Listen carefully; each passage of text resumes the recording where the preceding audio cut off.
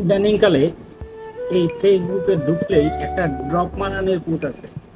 তো ড্রপ মারানের পুত্রে দেখলে মেজাজটা এত খারাপ হয়, আপনি দেখেন কি বলে, একটু শুনেন।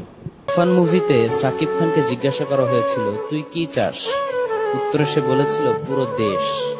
এক্স্যাক্টলি এই সিনটা কেজিএফ মুভিতেও ছিল। সেখানকার হিরো রকি ভাইকে জিজ্ঞাসা করা হয়েছিল তুই কি চাস, উত্তরে সে বলেছিল পুরো দুনিয়া।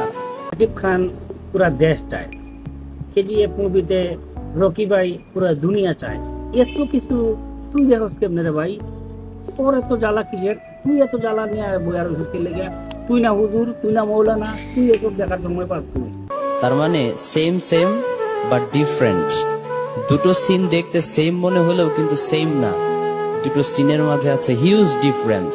কথা কিন্তু ঠিক কইছ রে ভাই। তোরে হুজুরের মতো দেখতে মনে চাইলেও, মনে হইলেও আসলে তুই হুজুর না।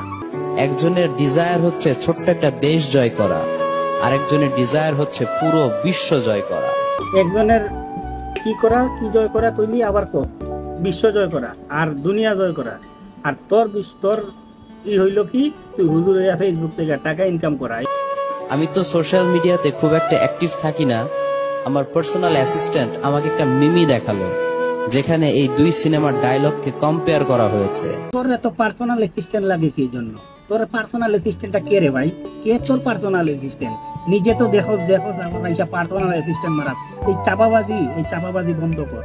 তোদের মতো হুজুররা এই চাপাবাজি বন্ধ না করলে যুব সমাজ ধ্বংস হইব। তোরা পথভ্রষ্ট করস মানুষকে, তোর মতো হুজুররা মানুষ পথভ্রষ্ট করতে।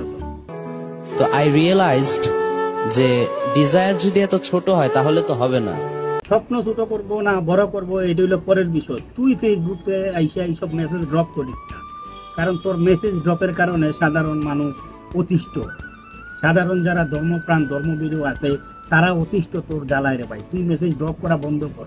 আর না হইলে ওই যে মনা ভাই আছে না, শামীম ভাই, ওরা যেরকম বা আরো সবাই যেরকম মেসেজ ড্রপ করা শুরু করছে, পুরা ড্রপ তোর টাকা দিয়ে দিব। এইভাবে ড্রপ একটা দুইটা তিনটা ফুটা ফুটা করে তোর একদম দিব ড্রপ করে।